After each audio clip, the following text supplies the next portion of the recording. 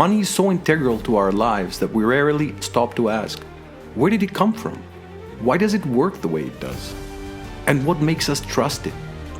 Our acceptance and use of money is so mechanical and matter of fact that it has become second nature. But imagine your local shopkeep telling you one day that it will only accept stones or whale teeth as money. Both have happened in human history. Money is a bit of a weird object that exists because we all accept it without thinking much about it. If we all decided to reject the euro or dollar as money, they would stop being money, just like that. To understand why money became so central to societies, it's essential to recognize its three fundamental functions. Imagine having to search for someone who wants to buy what you're selling and him having exactly what you need to buy. By the time you find this person, the ice cream you're selling would be a milkshake. Money eliminates the inefficiencies of barter by providing a universally accepted means of trading goods and services. It allows for the indirect exchange of value, enabling a farmer to sell grain for money and later use that money to purchase tools from a blacksmith. Imagine having to search for someone who wants to buy what you're selling and him having exactly what you need to buy. Without money, you would have to walk around with a list of prices of everything in terms of everything else. How many potatoes can you buy with a lizard egg? How many chickens for a sack of flour? Money serves as a common measure of value, simplifying the comparison of prices for goods and services. Instead of negotiating how many chickens equal a cow or a pot, a single monetary unit, whether shekels, dollars, or rice stones, provides a clear standard. If you're not living in Venezuela, money preserves value over time, allowing individuals to save and defer consumption. Unlike perishable goods, durable forms of money, such as coins, can be stored without significant loss of purchasing power, though inflation remains a historical challenge to this function. These three functions underpin the development of monetary systems and explain why societies transitioned from barter and commodity trade to more sophisticated forms of money.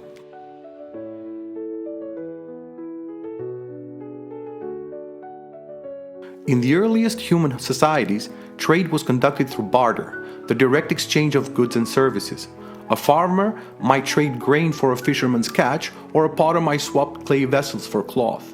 But barter had its limitations. What if the fisherman didn't need grain, or the potter's bowls weren't worth an exact amount of cloth? Trade became cumbersome without a standard measure of value or a way to store wealth over time. To address these challenges, early humans began using commodities as a medium of exchange. Cattle, shells, salt, and even beads became early forms of money, valued for their utility, rarity, or cultural significance. In East Africa, for example, iron hoes and other tools served as currency, while in the Americas, cocoa beans were widely used.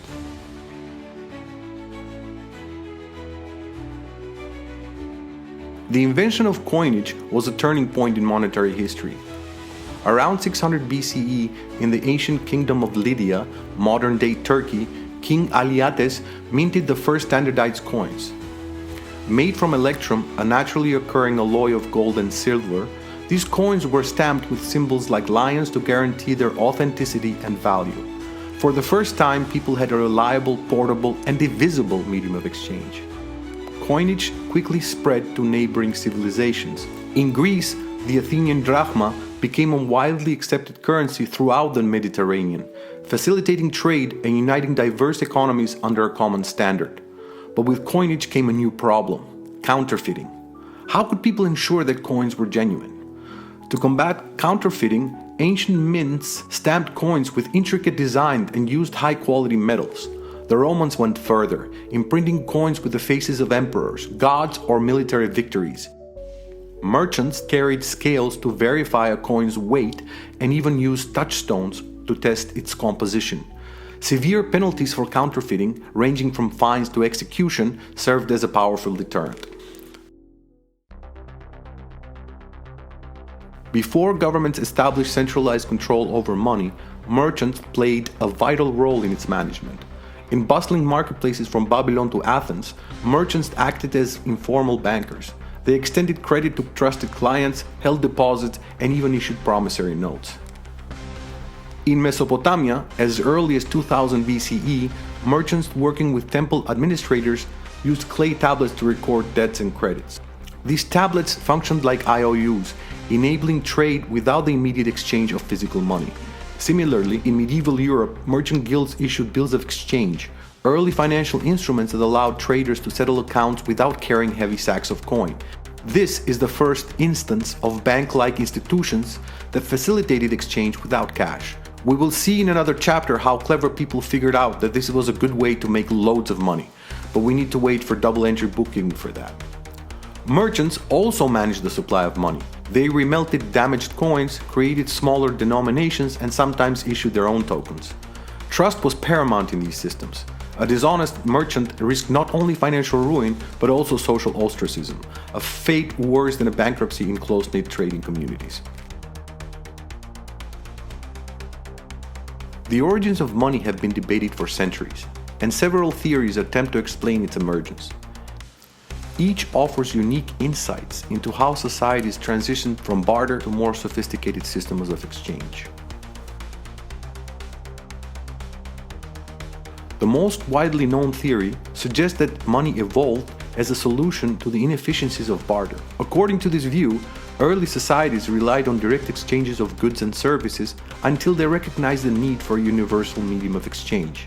Money, in this sense, was a pragmatic invention to facilitate trade. Critics of the barter theory, however, point out that historical evidence of pure barter economies is scarce. Anthropologists have found that many early societies used systems of reciprocal exchange, where goods and services were traded based on social relationships and obligations, rather than market transactions.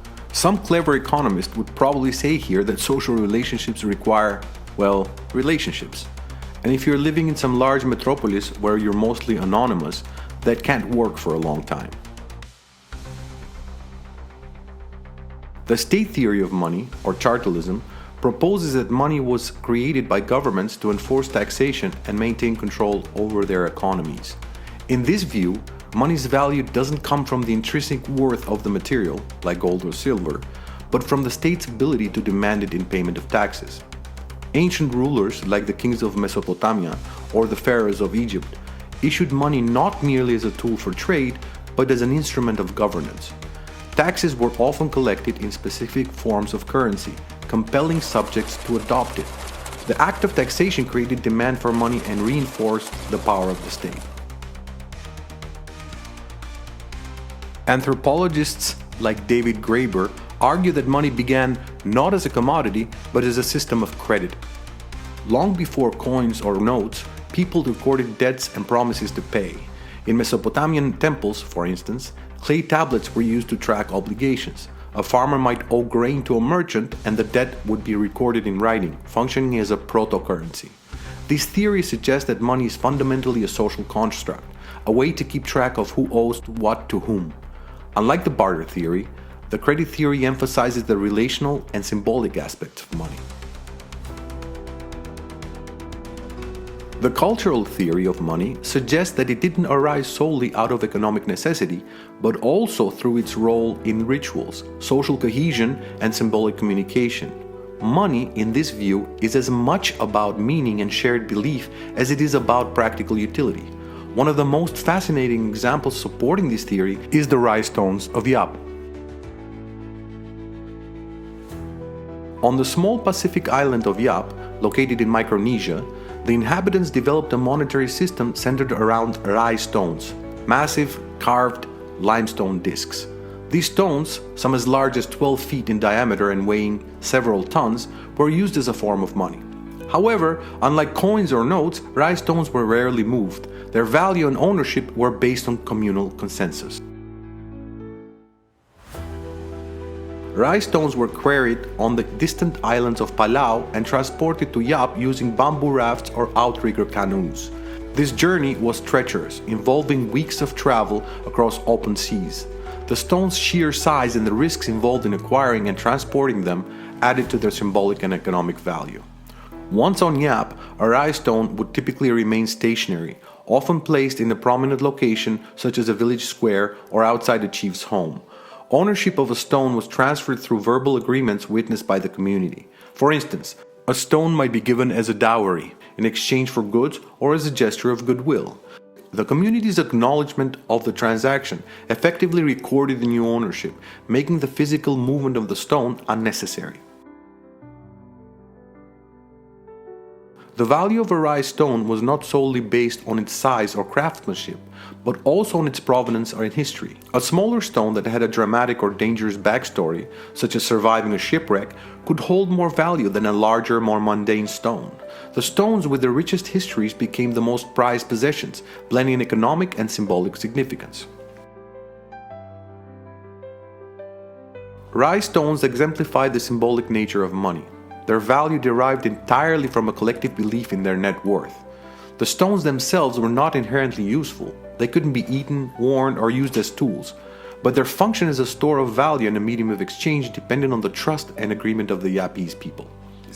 For example, in one famous case, a large rice stone sank to the bottom of the ocean while being transported. The Yapese community agreed that its value still held, and ownership of the stone continued to be traded as if it were visible and accessible. Beyond economic transactions, rice stones also played significant roles in its social and ritual contexts. They were used in ceremonies to mark major life events, such as marriages, alliances, and funerals. A rice stone wasn't just a medium of exchange, it was a symbol of status, community ties, and shared history. The story of the rice stones challenges conventional ideas about money. It demonstrates that money doesn't need to have intrinsic value or even physical portability to function. Instead, its utility comes from a shared belief system and trust within a community. This insight is relevant to modern forms of money, such as cryptocurrencies, which similarly depend on collective trust and decentralized systems rather than intrinsic value or state backing. It's important to note that these theories are not necessarily in conflict. For example, the cultural and barter theories can complement each other. While barter may have highlighted the need for a standardized medium of exchange, societies could have naturally gravitated towards using culturally significant items like shells, beads, or sacred stones as money because their symbolic value made them hard to reproduce and widely trusted. Similarly, the credit and barter theories are not entirely incompatible. While credit systems allow for flexible exchanges within trusted communities, IOUs are difficult to circulate broadly. The credit theory of money suggests that the amount of money in circulation is limited by the number of IOUs issued, which can be insufficient for larger or more complex economies. In such cases, other forms of money, like coins, may need to be invented to meet the demand for a widely accepted transferable medium of exchange. These overlaps demonstrate that the evolution of money was likely shaped by multiple factors, blending practical, cultural, and social needs to create systems that could serve diverse communities and economies. One really cool theory that we really like was proposed by Narayana Kocherlakota, which says that money basically solves a complicated memory problem. Suppose that you had some central ledger that recorded every debt and payment ever made between two people. Then you would not really need money. Why? Suppose person A owes B for some sale that B made to A. Suppose also that C owes A for some sale A made to C. Then if the system of record is perfect, C could pay B directly using goods rather than money, or keep owing him and paying interest. With what would he pay? With goods. And because the central record-keeping system is perfect, he would know exactly how many goods he would need to use. This idea came before cryptocurrencies and kind of works out an early idea of how a central ledger would make physical money redundant. Why don't we have this perfect central ledger today? Because whoever kept it would have amazing incentives to manipulate it to their advantage. The temptation would be just too much. The human need to have more stuff is just too strong. The blockchain seems to solve this problem until the quantum computing guys at Google make it easy to break it. Then we'll have to figure out something else. In the ancient world, money often began as a private initiative.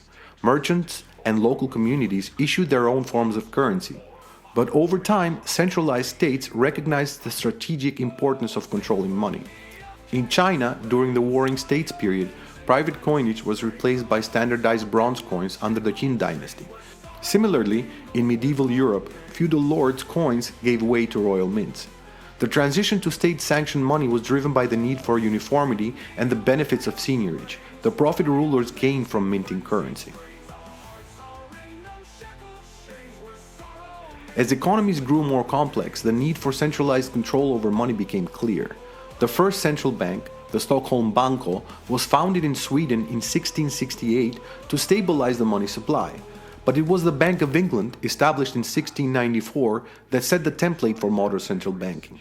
Created to fund government debt, the Bank of England issued standardized banknotes and became the lender of last resort. In the United States, the creation of the Federal Reserve in 1913 marked the culmination of its evolution. Central banks now play a vital role in managing inflation, regulating the money supply, and ensuring financial stability.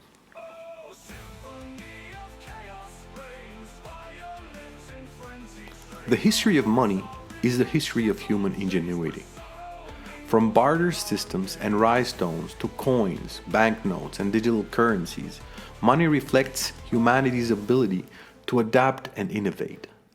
By examining its past, we gain insights into how trust, symbolism, and necessity shape the economies of today and the monetary systems of tomorrow.